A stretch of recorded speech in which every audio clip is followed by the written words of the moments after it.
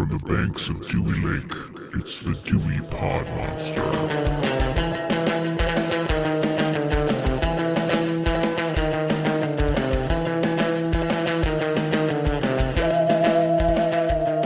All right, we are back. My name is John, and this is the Dewey Pod Monster podcast. This is your weekly podcast about consumption and, I don't know, snacks. Why not? With me this week, as always, is the man who hates clowns. He's the host of the Dewey Pod Monster podcast. He is also the authority on Michigan beer and other beer. Sean, how are you doing this evening? You're correct. I don't like clowns. I don't like them at all. I'm not going to say it as many times as I said it during the Killer Clowns episode, but my soul still burns with the hatred of clowns. I mean, we're going to talk plenty about a clown today, but before we get into that, what have you been up to over the last... We just recorded a couple days ago, but did you catch anything in the interim between then and now other than the title for the day? Not much. Like you said, we just recorded a couple days ago, last time we recorded, so I haven't gotten a lot of time to watch anything. I've just kind of still been not keeping up, I guess, watching Game of Dragons. What the hell is the show called? House of the Dragon? Is it House of Dragons?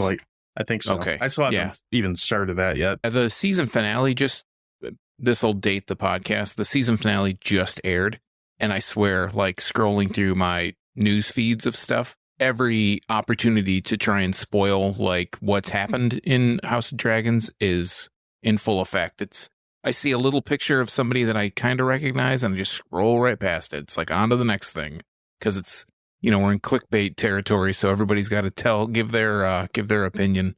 Like, pretty sure everybody else avoid spoilers on Halloween Ends, and I can avoid them on Game of Dragons or whatever it is. Well, the thing with shows that come out like this is once after a couple days go by, nobody talks about it anymore. So you can if you can ignore it for a few days, you're usually pretty good. It's only, again, pulling back the curtain, it's only Monday, so it just aired. And I think it leaked early, actually. So I think that's why I was seeing a lot of the articles about stuff that had happened when it I guess it leaked on Saturday or something. So people got to see it a day ahead. So all the articles you had the 3-day lifespan on all the articles. Man, that's shitty. Like, if you're invested in a show that's actually airing in like that's not syndication, but airing in, order like it's supposed to come out like that.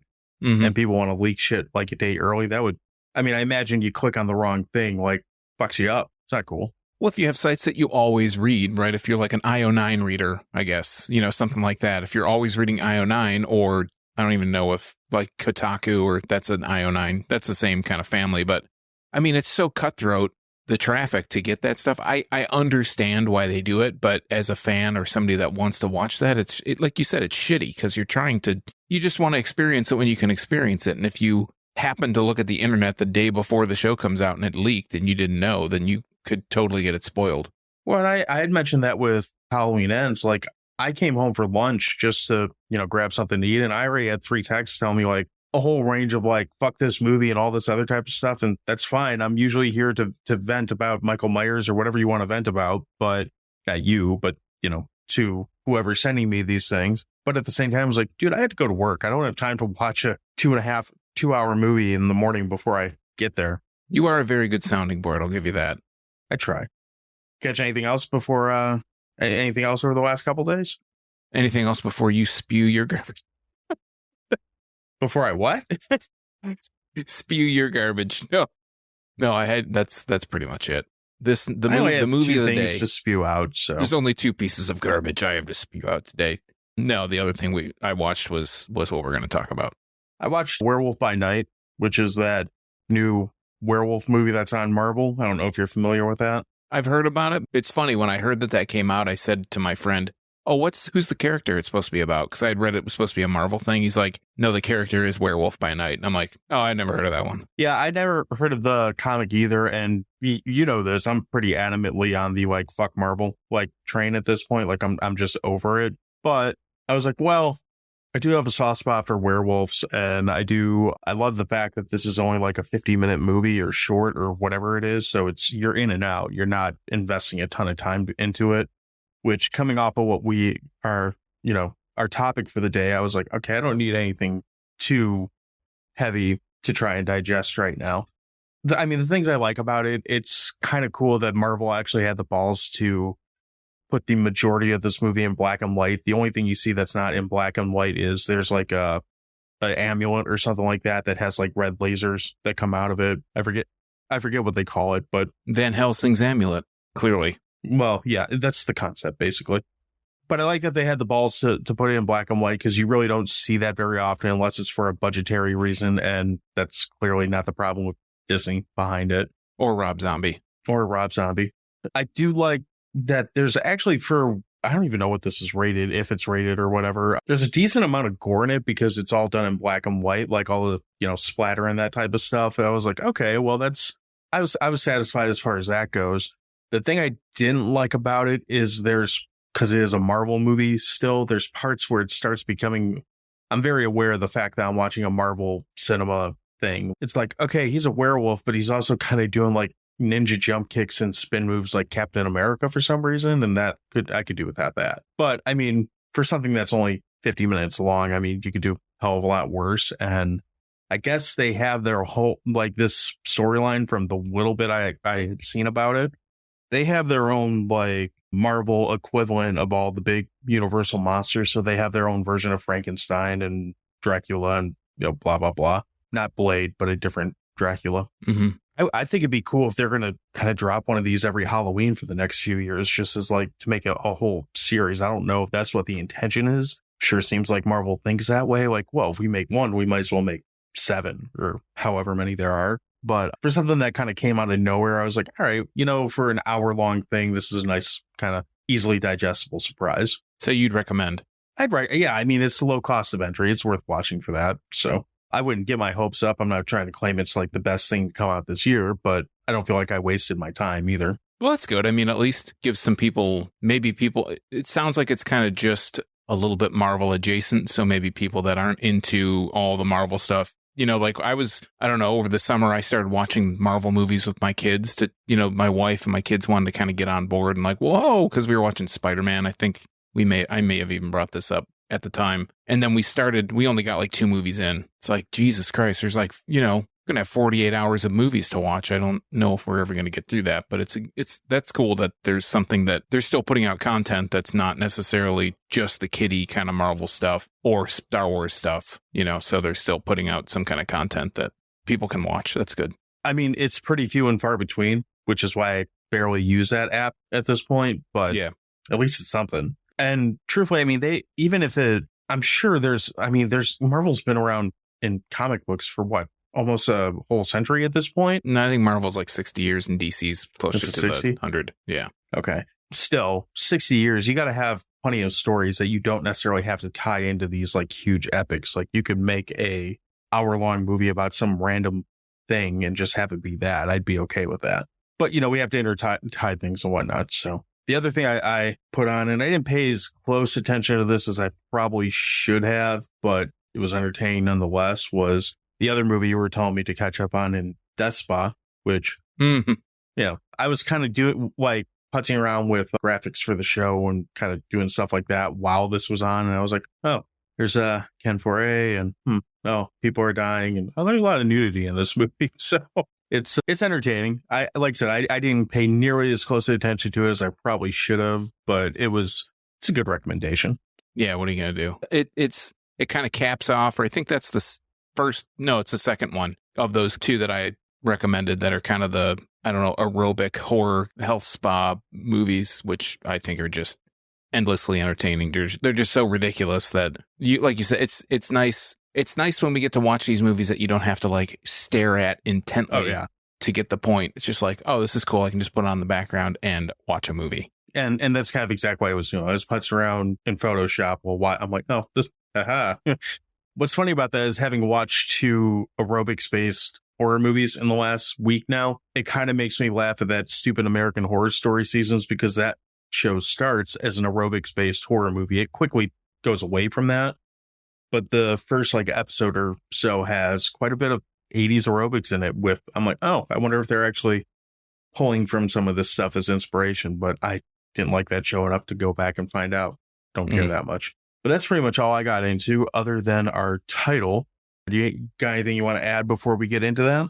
No, let's get into this. All right. So if you are at all in any way paying attention to what's going on in horror right now, kind of the biggest thing, bigger than Michael Myers and bigger than Pearl and all these other movies that's kind of been coming out this year, has been the franchise. Now it's franchise Terrifier. We're not talking about Terrifier 2 because both Sean and myself have not seen the original. So we started there, and we're going to be talking about Art the Clown and the 2016 release of Terrifier. This is a short synopsis, so I'll take the opportunity to read this one, and it's kind of dead on. Basically, this is a movie that takes place on Halloween night, where Tara Hayes finds herself as the obsession of a sadistic murderer, shouldn't have read it after all, a sadistic murderer known as Art the Clown. It's about as simple as it gets. That is like the basic one-line storyline synopsis. That's like, I mean, it's not that far off, though. I feel like it's a little disingenuous, but yeah, I mean, I think for just to get you in the door, that's a good synopsis. I think my favorite thing about this movie doesn't even directly involve this movie, but, you know, looking at a couple things and other people talking about it just to try to get some other points of view. My favorite quote I heard about this movie is, "This is what happens when your town doesn't have a strict evil dies tonight policy." True. Nobody to parade in your car, take them to the dump. I thought you were going to say this is what happens when you find a stranger in the Alps, Larry. I mean, I don't think that would go well either, but this is certainly not cut for TV. I don't know. Why don't you kick us off on some things with this? Where do we want to start on this one? Well, let's start with the runtime. I think it's an hour and 25, and we had talked off mic after the last episode when we were talking about watching this one, and I think we kind of gave the baseline, like, any movie at this point that's under an hour and a half gets an automatic 5. I think I actually said automatic 6. And then if it's under an hour and 20, you just got to give it a 5 at least. And that's the starting point. It can clearly go below that. It can go above it, but it's a good starting point to say, okay, well, we're going to start off with a base of 5. And maybe that would be actually fair to do for all movies. But I think with the runtime being so short, it's yeah, exactly. I feel like if you get at the 2.5 hour point, and granted, I know the next one is 2.5 hours or so, but I feel like if you're at the 2.5 hour point, you're almost starting at like a 4 and you have to work your way up. Yeah, that's tough because I think even this one, I'm going to state, this is my disclaimer before we start talking about before I start talking about this movie, I am a clown hater. Now, if you don't believe me, you need to go back and listen to the Killer Clowns episode that we did. Yeah, a little bit ago. I would say this movie at an hour and a half, I may be tipping my hand, is about 45 minutes too long, in my opinion. Okay. I'm not really sure I mean, I guess there's plenty that you could cut out, kind of get into that runtime, but I just mean, I feel like the whole motif of this movie, the whole gimmick of Art the Clown really starts to run thin at about 45 minutes. Like 45 minutes for me was the first watch check where I'm like, man, this feels like it's been going on for a while. It's only an hour and 25. How much is left? And it said like 40 minutes. I was like, oh shit. And then I had another watch check at 20 minutes left and another watch check at 15 minutes left. And it was just like, is this ever going to finish? That was that was like my initial reaction to watching this. I like to throw you off the case because I texted you. Texted you about this, and I think I was trying to be, I don't know, trying to be a little deceptive. Positive? Maybe. Do you have positives about the movie? Why don't you talk about it and I'll look. This is a movie, because it was so short, I dedicated myself to writing basically like a point by point thing of what happened throughout the movie. I just kind of started it, and it's not something that I want to cover because I don't want this to become like, this happens first, and then this, and then this, and then this. That's boring. We've made that mistake. We don't need to do it again. We used to do that. If you like that, go back and listen to the first couple episodes. But that's what I did because it was so short. So I wanted to watch it like that. I guess I can, if I look at my notes right now, right in the forefront, I do have a comment basically on the actual like cinematography or the feel of the movie. Mm-hmm. And some of it's good and some of it's bad. It might actually sound bad as I read it, but let me kind of give you my initial thoughts on just the look of the movie. So the way it's made, it very much to me captured a really kind of 70s, 80s grindhouse feel like the color palette, the kind of almost this like double not exposure, but like double image, like the colors just looked off. They look shifted, I guess.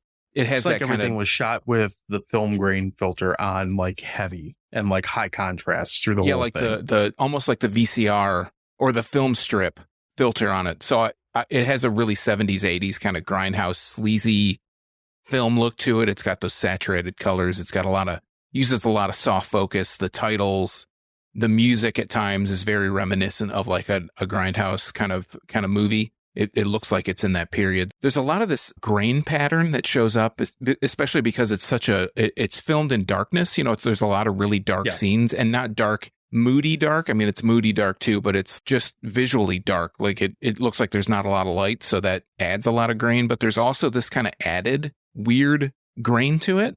It's definitely not only necessity because of how dark it is, but it's a choice. And the color palette combined with how they use cell phones, like I think you can get away with that 70s, 80s kind of feel if the cell phone element isn't so prevalent in the movie, because that really puts the movie in a specific kind of time frame, a very like present day time frame. If they didn't have the cell phones, I think they could really get away with the colors looking the way they do, the palette looking the way it does. But when they add the current technology into it, that to me makes it feel like it's more of a gimmick. Like, we're making this movie and it's going to be all 70s, 80s, haha. But if they just left the cell phones out, it'd be tough to do, because a lot of the elements incorporate cell phones, getting calls, getting texts, taking selfies, stuff like that. I think it'd be hard to do, but I feel like it would sell the look they're going for a little bit more. So that was one of the things I was going to say right out the gate, is this is people called X like a 70s feeling movie when that came out. And this to me is by far the most, like, I'd say 1976 to like 1984 feeling like grindhouse movie that we've watched at all for this show. I think a lot of what you're seeing with, or what we saw with that grain and that color palette and those choices like that, I think a huge part of that has to do with this having a $35,000 budget for the film. So I think my guess would be is a lot of that drowned out color is just a way of hiding whatever they don't want you to see that's going on behind, whether it's art or, whatever else is going on. Yeah, same with the lighting. Same with using the lighting. Like you said, it's a really easy way to hide some of the stuff that maybe you weren't able to set decorate or whatever. Right. Or that you just don't want to see for whatever fucking reason. Not that this movie really shies away from showing you things, but I think the budget is, knowing that this is a $35,000 movie, I think that actually kind of, the criticisms I might have had with that, if this was, say, a $35 million movie, obviously, I can kind of take that for what it is, because you kind of have to, if you only have that kind of budget, you have to be creative with it, for lack of better wording, and I think it kind of works for this. The cell phone usage in this movie, I actually think is, as far as horror movies go, one of the more clever ways that they actually use it as a plot device a couple times through the movie. Like, it not only progresses the point forward where these two girls end up with Art the first time, but when their quote unquote savior comes to, get them home, he uses it again to lure the third girl into, Art's little playhouse, I guess. Yeah, I mean, definitely uses it as bait, basically. Like, oh, hey, come around the back. This is so-and-so. Yeah. I did think that was clever. And not to say the whole cell phone usage wasn't clever. I just meant the juxtaposition between using modern day technology with this old look, this old kind of style, was a little just kind of off-putting. I would have preferred them go in one direction or the other. But like you said, with having such a small budget, I do think, I guess I'll add this as a positive, I do think it looks really well done for being so inexpensively made. I don't want to say cheap, because it doesn't really look cheap. I think the special effects for the most part are pretty good. Some of them are kind of ham-fisted, and one of the scenes in particular we'll get to, I'm sure, probably one of the most, like, I don't know, disgusting or disturbing kind of special effects in the movie, I think looks like it could be done better, but with the amount of money that they had to work with, it looks pretty good. I'll have to admit that. I think you could say that about the majority of the special effects, or at least the big ones, but you're doing a balancing act when you have a budget like that. I mean, if you think about it, this is only like $10,000 more than what they shot Clerks for, and look how much better this movie looks than Clerks. Yeah. I mean, we're 30 years removed too, but, or whatever, 25, 20, but probably like 30 years removed. But yeah, I think it's the usage of the set, actually, like the different areas that they use in the movie. It actually, you get the feel that this is a big building. There's only a couple reused kind of areas. The one I'm thinking of in particular is like that hallway scene where the pipes are running down, where the doll lady, the cat, I think the character name is the cat lady, meets up with Art. And there's a scene where another character runs down that same hallway, but in a different direction. They kind of flip it to make it look like it's two different areas. Maybe it's supposed to be the same thing, but they really, for having the setting being this building, it does actually feel like a large building. Yeah, it feels, to me, so they give the city a name right at the beginning, like the Moose House Massacre or whatever the hell they call it in the news clip. They give it some kind of name, but I get the impression that this is supposed to be a city like a New York or a Chicago or something like that, where this building is essentially like I've seen some people call it an apartment building. It seems like it's a little bit more of a warehouse than that, or a little more industrial than that, but it seems like it's at least 3-level building that has a pretty good size amount of room in it. I think one of the bigger selling points for this movie, or stronger things for this movie, maybe the strongest thing for this movie, is the performance of David Howard Thornton as Art the Clown. So with the asterisk knowing that you hate clowns, and I'm not really I don't think this movie is going to make you love clowns by any stretch, but some of the choices, like the choice not to make them talk is, I think, hands down the right choice, but you get a surprising amount of character development from this clown that doesn't talk, just by and it's all like sadistic and fucked up and all that along the way, but just by the way he reacts to things and kind of terrorizes these women and other people as he's, doing atrocities to them. You really see a lot of acting and like character development within that as he's kind of pantomiming all this out.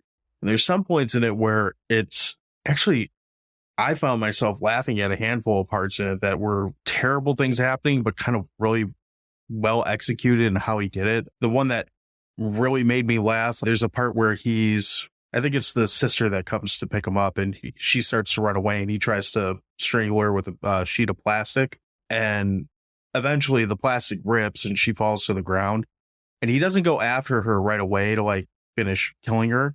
He spends a good 10 seconds of scream time staring at the two pieces of plastic like, what the fuck just happened? I don't understand. Like, it's got a very goofy look on his face, and he looks genuinely confused by the fact that a little bit of plastic wrap can break. And that's little character development that kind of goes a long way with this bizarre character. But then you get other stuff like I want to save the big scene where he gets really weird for a little bit there, because I feel like we'll probably have to spend more time on that. But jumping around to like the end where he's in the car, like rocking out to this little like tune or whatever, and dances around in a garage, like just little things like that. You kind of see a lot of emotion through this character, and maybe not emotion, but a lot of intent, even without him talking through the whole movie. I do think that it was really a clever choice to have him not talk. And like you said, he kind of pantomimes, or he mimes. You do get a lot of his emotion as a character. I mean, he's like a psychotic, right? He's not all there, clearly. But I think that is a good choice. I think that it does convey a lot of character. I wouldn't say like developing a character. I don't think anybody in this movie is a quote unquote developed character.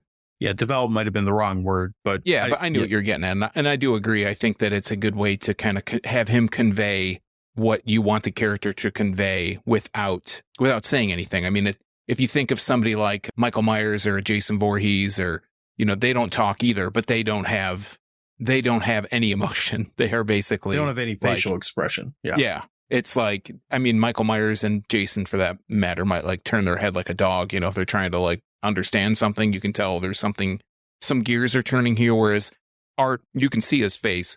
And I think on that point, with the clown character design, you're never going to sell me that a clown is a cool character, or character I'm going to like. And I'm not really sure with the design. I think initially with the design of the clown, this is my opinion, of course, I feel like they're going for more of a scary kind of vibe. But for me, as time wears on, it becomes more of a punchable face design, because I feel like with a character like that, and I think it's going to be really hard to do because he is a clown, because you're going to see his face. But I feel like seeing him less is more, it adds to that scarability kind of factor a little bit more. You know, for my money, any clown should be punched, whether they be masked or whether they be showing their face or their grimace the entire time. And I know that it's meant to be shocking, you know, his face, because it is so grotesque. You know, his teeth are all nasty, they're black, and they're like, his gums look disgusting, but the shape of his face is anytime recently. Yeah, and the shape of his face is very angular, so it's very off-putting. But I think that if you saw him a little bit less, it would be a little bit more shocking. And for me personally, again, because I don't like clowns, the more that you see his face, the more that shock factor kind of wears off, and the more it just makes me want to see him get punished or him get terrorized rather than him be the terrorizer. Maybe that's the thing, but you know, as my general MO with clowns, I just want him punched like repeatedly. Well, I mean, if anyone has deserved repeated punching, it's probably Art. I don't think it'd be very effective against him, seeing how this movie ends. But one thing I can say that's a negative here in this is, or at least I kind of saw this as a negative, is there is like really no story to this movie. This movie is almost like a proof of concept, and almost like it's own little $35,000 film to say, I can do this. Let's see what I can do with a budget on the next round. I have no idea what the sequel's budget looks like or anything like that. I think I heard it had a $250,000 budget, because just based off how much it's made so far. But do you remember when the first Deadpool movie came out and they kind of released that test footage to kind of get some buzz around it so that whoever would actually pick it up? Yeah, like way before. Yeah, it was like 3 or 4 years before it ever actually was greenlit and in theaters. This almost feels like a hour and a half test footage type thing just to see what you could do with this and how you might be able to push it going forward in a lot of ways. Yeah, like an hour and a half short film, basically. Yeah. You have the characters you do have, like Dawn is in this, and there's nothing there as far as character development is concerned at all. Like all you know is that she's drunk. Okay. You know, the one character that you kind of root for a little bit would be Tara. And at least I kind of rooted for Tara a little bit. And you figure out pretty quick, like that's kind of pointless. Like there's really no point in rooting for anything in this movie unless you're a fan of clowns. And then Victoria would be the only other character. She kind of becomes the de facto final girl, even though she somehow has half her face eaten off and it becomes larger in the, bookends of the movie. I don't really understand how that happens, but even her, there's very little like reason to, although these characters aren't like, they're not like typical horror movie tropes, in that they're not just obnoxiously shitty for the sake of being obnoxiously shitty so that when they die, we don't care. The problem is there's just not enough of them there to get invested in the first place, unless you're just like, oh, well, she's pretty, so I like her because of that. Okay, fine. But that's not really a reason to totally get into a character. That goes back to what you're saying. For me, goes back to my whole thing where at the halfway point, I feel like this movie should have been done. If it's a whole kind of proof of concept, like we can make this movie and it can be, this is how much money we have. This is the movie we made. Just think what we could do with a lot more money. This movie's been out for 6 years, so spoiler alert. But when Tara meets her end, like I feel like her kind of character arc, for what it's worth, is the most interesting thing that happens in this movie, right? Or not her arc, but like her kind of part of the story. I think she's the most interesting character in the story, really the whole thing, for what little you get of her. Right. And when her part ends, like that could have just been the end of the movie. And when you get the second part, to me, it's like, that's where the name Terrorizer really comes into play, because I feel like the audience at that point is just being terrorized along with the rest of these like hodgepodge of victims that he runs into. They just get dispatched. And the scene that you kind of alluded to earlier, I don't know if you want to get into it now, but that happens. I'm not talking about the Saw scene. I'm talking about a different scene. No, me neither. Yeah. The sleepaway camp scene, essentially. Yes. Like we get this whole thing where the first part of the movie, again, if you would have focused all that money on that first 45 minutes, let's just say 45 minutes of the movie, just think of how good of a short film this could have been. And then they stretch it out for the rest. And it's just like, it's murder by number. It's like torture porn for torture porn's sake. And that's not something that that's not the kind of horror that I like. I like the suspenseful kind of horror. I don't mind the gory horror. I love the goopy stuff, the shitty, like creepy, disgusting special effects.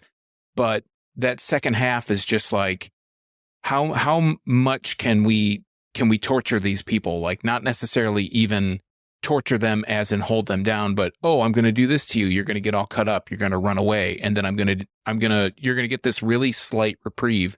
And then I'm going to do it all again. I'm going to do it all again. I'm going to do it all again. And it just becomes like mindless at that point, where it's like, I'm not getting any, I just want the movie to end. Like, I'm not really enjoying, I'm not like disgusted by it, but it just becomes boring.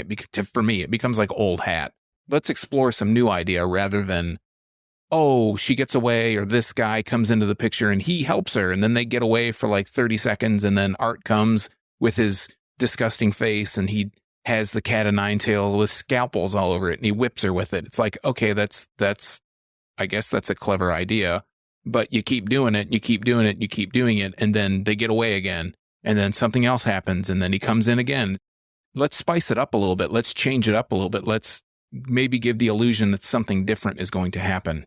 But I just think that that Tara part of the story is the most interesting part, and we could have just ended it from there. And that's why, for me, like, I did watch it, but I felt like I don't even need to watch I don't care what happens, because it's just going to be somebody getting hit with this, or while the scene that you mentioned with the bag, like the sheet of plastic, and it's an amusing scene, and Art like gives the finger and all this stuff, and it's kind of like, it's entertaining, but I don't know, it feels like all these kind of tropey kind of things, especially like the cat lady with the baby. It doesn't do anything for me. I did kind of laugh at the Buffalo Bill scene, not because, I mean, it's over the top and it's not anything that we haven't really seen before, but the reason why I laughed at it is the way Art is moving when he's wearing this torso.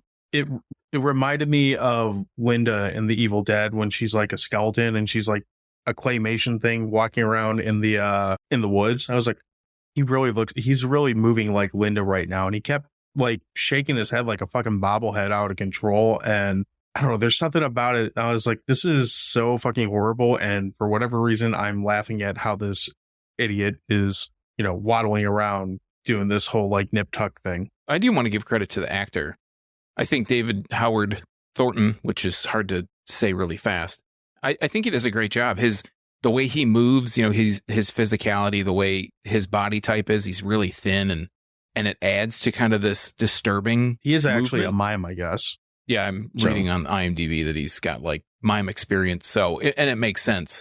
I mean, he makes no sound other than sounds that he makes with the environment, but he, as a character, doesn't make any sound. So, like I said, I feel like that's a positive part. I think that character or the way that he's characterized is good, but I feel like just the character after a while, I don't know. I like kind of dread watching the second one because it is so long. Like, what are we in for this second movie? So again, having not seen it, I've heard they fix and do a lot of the things that people like, a lot of the same complaints we're having, like the lack of story, lack of character development, lack of information about what art is, all that.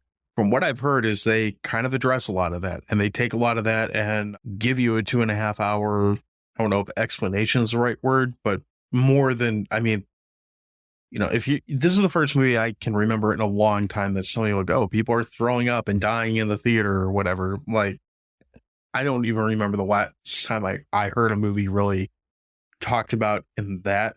I mean, I heard about that with The Exorcist, but I wasn't around when that came out.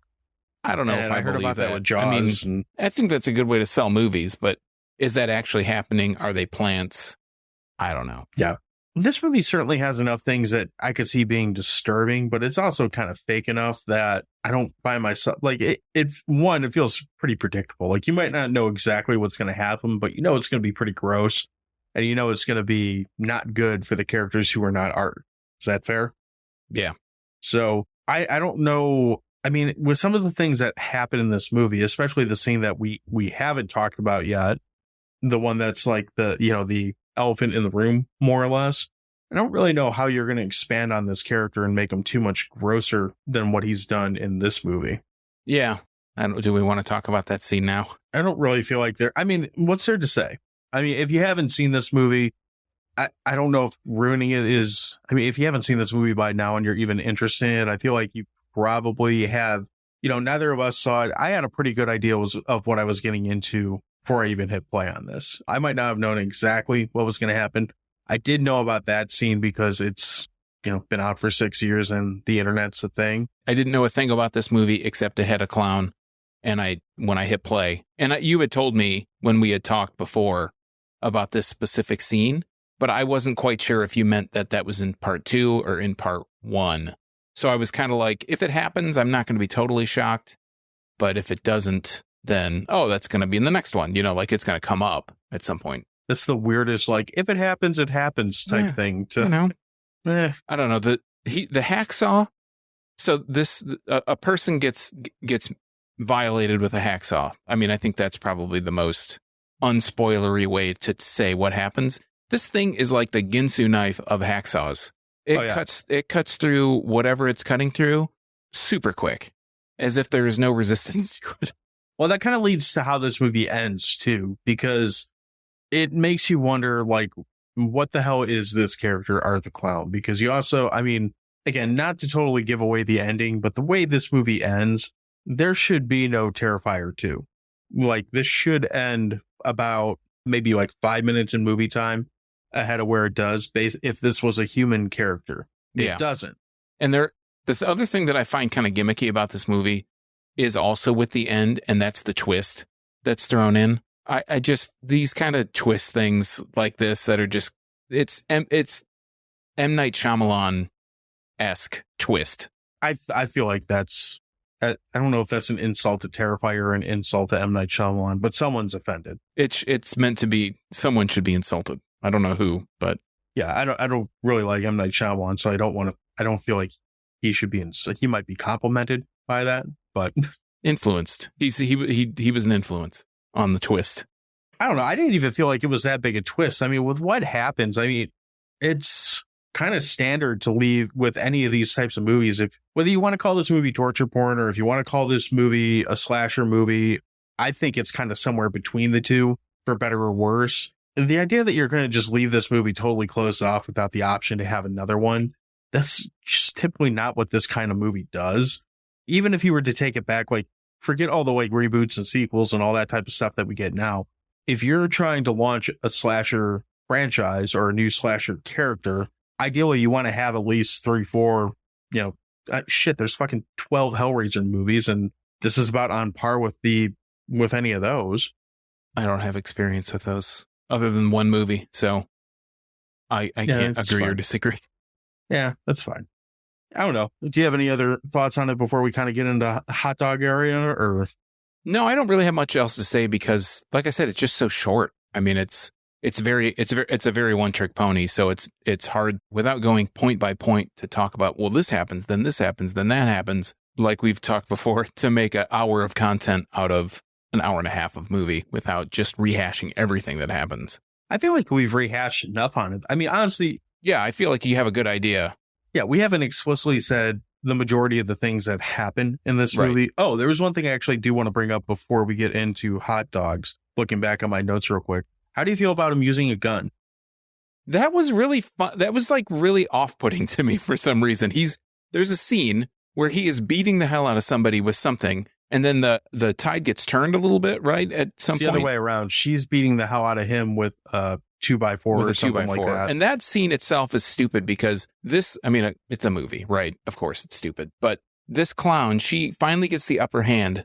One of the characters finally gets the upper hand on Art, hits him with this 2x4 and is actually like dazing him. And then she says, come on, motherfucker, come and get some or something like that. It's like, he doesn't have to come and get some because he's already been beating your ass this entire movie. I hate when people, like, why would you stop beating this thing until it stops moving? It's like, killed all these people. And you're just like, you just watched at this point, why would you stop and taunt him? But Art is kneeling, and then all of a sudden, out of his boot, out of his clown shoe, he pulls like a pistol, and he shoots at her. I guess that's that's part of the character, right? He's torturing this person, so he could have done that all along. But yeah, I just thought that was really out of left field. Like, you've had this gun the whole time. Again, maybe he's the terrorizer, right? The movie's called The Terrorizer. Art the Clown is the terrorizer. Let's not make any bones about it. So maybe that's like a last resort. Oh, I am finally getting my butt beat a little bit here. I need to tip the scale back into my favor. I thought it was kind of dumb, but I did get a kind of a laugh out of it, but almost like a this is so stupid kind of laugh. I kind of laughed at it too, and like, well, I guess at the end of the day, as long as the scorecard is on your like the tally goes on your side, I guess that's all that matters if you're Art the Clown. But it was the kind of thing that, I mean, I don't want to say that it's not in slasher movies, because there's several just off the top of my head where guns are, a major thing. But it wasn't what I was expecting to see out of this movie. With all the other things you'd seen so far up to this point. And even after. Yeah, and after.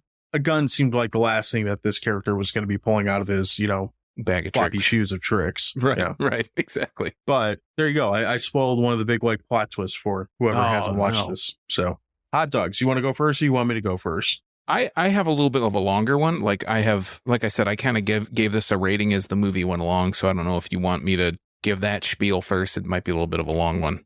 No, I'll go first, because I don't think Okay. mine's going to be that long. So for me, this movie is, right around, like I said, it's, I'd probably give it right around 6.5 hot dogs out of 10, hot dog, or, 10 human head jack-o'-lanterns. We'll go with that. You stole my thing. Good. You I was did gonna that to say me a couple weeks ago. So Human head candles. this movie is kind of one of those movies that you really do get exactly what you expect out of it. Just maybe a little bit more than if you're not into, or if you don't have a history with this kind of movie. For better or worse, I think this movie lives up to its reputation. I think it lives up to its name. I do think that there's a good chance that we're going to be seeing a lot more of Art the Clown. Like, I wouldn't be surprised at all if this is the next franchise that we see for the next decade or two, just because I think there's enough there that, and people are going to keep watching it. But as far as like my overall opinion, meh. It's not bad. It's not great. It's a movie about a murdering clown. It's a 2016 slasher in a nutshell. So I kind of gave this a rating with about 20 minutes left to go. At that point, I would have given it 5 out of 11. And I think because it, like I said, we start at 5. With a movie this short, we start at 5. And the scales can be tipped either way, depending on how it goes from there. Things that happen that we think are, or that I think are kind of cool, maybe I'll add some points to it. Things that happen that I think are kind of stupid, maybe we take some points off of it. But like I said earlier, the movie to me is just murder by number. The main villain is silent, which I think works in this movie. It might not, and it works in a lot of horror slasher type movies. I don't need the motivation. I don't need to know the motivation of the character, but I feel like I need to know a little bit more than just terrorizing for terrorizing's sake. The runtime, like we've mentioned, is 85 minutes, and I feel like in this case it's a blessing. I don't know how you could pad out a movie to be more than that, because the majority of these characters, there's just so little information about them. Most of the time, they use their names less than 3 times throughout the movie. So Dawn, the blonde, the only reason I knew Dawn's name is because her cell phone. On the text message that gets sent from her phone, it says Dawn. Tara, obviously, the sister says it. They say Dawn's name earlier, but Yeah. I totally forgot about it until the phone scene pops Yeah, I up. was trying to think, like, what is that character's name? And then I saw it on the phone. I'm like, oh, that must be her phone. Then I kind of thought at first her name was Vicky, which is Tara's sister, who comes in to the, to the rescue. Like I said, they use most of the names very sparingly through the movie, like the exterminator guy. Oh, Mike. The other guy, in my notes, I just called him Dante because he looked like Dante from Clerks. Like, I have no idea what that guy's name is.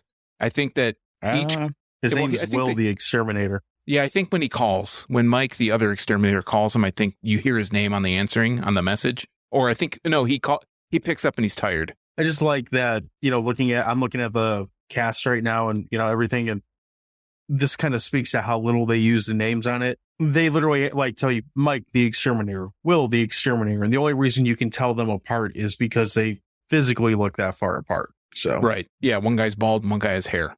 I mean, it'd be like looking at you and me and like, which one's which? Pretty much. I think each character other than Art is really just, it's grist for the mill, right? It's lambs to the slaughter.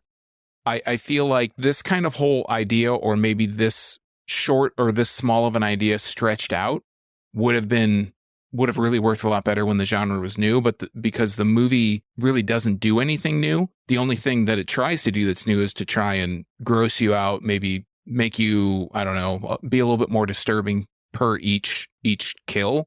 It kind of hits the peak with Dawn, and then it kind of takes this dip and it kind of goes back up a little bit. I feel like this could have been, like I mentioned before, 45 minutes. I think viewers that aren't familiar with the genre, they might think this is a better movie than you or I, especially me, but they might be impressed with it. I really wasn't. I think after that final 20 minutes where I was saying 5 out of 11 pizza guy head candles, I would go 3 out of 11, honestly, towards the end. Wow. Because I was just so tired of seeing this. I can't even say cat and mouse, because when I think of cat and mouse, I think of like a back and forth. There was no real back and forth. It was just like, I'm beating you up and you're getting away for 5 seconds, and I'm beating you up again. And it's like beating up on your little brother. You know, there's no challenge to it. And he's not getting away. You're just like getting him in a body triangle and you're beating the shit out of him. That's kind of how I felt about Art and these victims. He's such an all-powerful kind of being in this movie that the victims don't have a chance. They barely the people that get away, I'm going to leave it open. The people that get away on a technicality. Like, they barely get away. Oh, yeah. No, and that's all fair. I'm actually a little surprised just on some of the practical effect work and stuff like that you didn't at least keep it at a 5, but I can respect that. You can feel the hatred. I'm okay with that. I thought like I said, for the amount of money, like, I didn't know how much this was made for, so that didn't really play into any decision. I thought for the most part it looked pretty good, the effects, but I just hated that last half of the movie so much. That was like, I can't ever, if I ever were to watch this again, which I won't, but if I were to watch it again, I would only watch up to where Tara dies, and then that's it. Because I feel like that's the most entertaining part of that movie. You gotta at least watch to have him be befuddled by a piece of plastic again. I mean, all right, I'll clip that part out and I'll just edit it directly into after that death. And her death itself was just pointless. Like, I felt like magic. Yeah. What's that? It's unclimatic. And it's weird because I guess you could say on the one hand, this kind of subverts expectations of a slasher movie, because in most of these movies, you get the trope of the final girl, who's the one girl who you're following through the whole story. And she might or might not get away, but she makes it to the end of the movie. This almost has like a trade-off in the middle of the movie where it's like, oh, you thought that was the final girl? Nope, it's her sister, because, well, we still have 45 minutes to pad out here. Right, we got to have something here. There's only 2 other people. Well, there's like 1 other person in the movie. No, 2. There are 2 other characters in the movie at this point that anything can happen to, and you're not going to... And 1 guy that shows up randomly. Right, and Art the Clown is not a villain that takes his time. At the beginning, he does. The first 15 minutes or so, he's kind of like, you're getting that creep factor, but after that, it's just all bets are off. You know, I had one other note that I didn't mention that might be worth a laugh. Going all the way back to the beginning of the movie, after the guy cleans out the bathroom that Art fucks up. Yeah. I thought it was really funny that Art comes in and is in murder mode, and the phone in the pizza shop rings and he still answers the phone. He immediately gets his hand cut off after he answers the phone, but he still picks up the phone when the phone's ringing, which if I see that clown in the pizza shop at all, I've already quit. I'm already leaving. I'm already in the parking lot. I'm gone. I'm unemployed at this point. When I go to the unemployment line and they say, why did you quit your job? I'm just showing a picture of that clown, and they're going to give me all the money because they're like, nope, you should take some time off. Well, no time and a half. I mean, yeah. Did you see that mess he had to clean? I actually had not seen that part, and I was like, I don't feel like I need to rewind to catch that. But him picking up the phone in the middle of being attacked by a murder clown, I thought was kind of funny. I give you that. All right. Anything we want to tack on at the end here? You said you had a lot of notes. Anything that you skipped over? I skipped over a couple things. So nah, I mean, other than me bitching about Art a little bit more, I think nothing constructive. I didn't really think the part about him dancing in the vehicle, I thought that was like hokey with that fucking disjointed, like Discordian, I don't know, avant-garde jazz shit. I was like, oh my God, this is like that. A lot of the movie, I don't even know how much of this I'll include in the actual final part, but a lot of the movie I felt was, what's this guy's name that wrote this and directed it? Damien Leone, son of Sergio Leone. Oh, really? I just felt that this was like edgelord 90s, like emo teen emo teens idea of edgy horror movie. Like, that's what I felt a lot of this movie was. Like, I saw an Eli Roth movie, I saw Hostel, and I'm going to be as gross as I can be with this movie. I saw Hostel, but I also like ICP. Right. Yeah. I saw Hostel, but I'm also a juggalo. Right. That's kind of like what the movie felt like to me. And it just was like, I don't know. It gets to that shock factor and it's like, I'm 45 years old, man. I've seen a lot of fucking movies. And if you think this is shocking, you need to watch some more movies because, you know, I've seen a lot of shit. Now that you framed it like that, I want to change my score. I can't rightfully give a Juggalo a 6.5. So I'm going to take that down to a 5.5 based on Juggalitis because... No offense to the Juggalos out there, okay? I mean, I don't want you on my case, but I mean, we're near Grand Central for that, the epicenter of it. But that's true. It just felt like your edgy nephew who wants to impress you, you know, doing something outrageous. And it's like, dude, I was doing that when I was, you know, I was doing that 40 years ago, 30 years ago, whatever. All right. I think with that, that's pretty much enough on this one. I think we've dragged Sean through another clown movie for enough for the week. Gotta watch Terrifier 2. I'm looking forward to it. We could take a break. We just recently had 2 Halloween movies back to back. We don't need to have 2 of any other series back to back for a little bit. So unless you really want to, I don't. So I'll give you a break. Oh, thank you. I'm the one who was okay with the movie. All right. Well, that's enough of that. So enough of this shit. In the meantime, let us know what you thought about this. Do you love Terrifier? Do you love Juggalos? Do you like Fago? Any of these things? Let us know. Send us some feedback, whether it's on social medias. We're at Dewey Pod Monster on all the socials. You can always go to our site. It is crap.town. There's options for feedback on there, including voicemails. If you want to tell us that we're idiots and that clowns are awesome, you can do that. And we can use it as part of an upcoming episodes, whatever. Do what you want to do. Sean, where can people find you? You can find out how I became the authority on Michigan craft beer by checking out my YouTube channel. You can find that at youtube.drafttherapy.com. You can also check me out on all the social media platforms at Draft Therapy. I don't ever post there, but you can always follow me, and that'll stroke my ego a little bit for the day. Well, good. After clowns, we need plenty of ego stroking. We're creeping up on the runtime of this movie, so we're going to cut here. That is the show rule. We do not talk about a movie longer than the movie itself. So until next week, have yourself a good one, and cheers.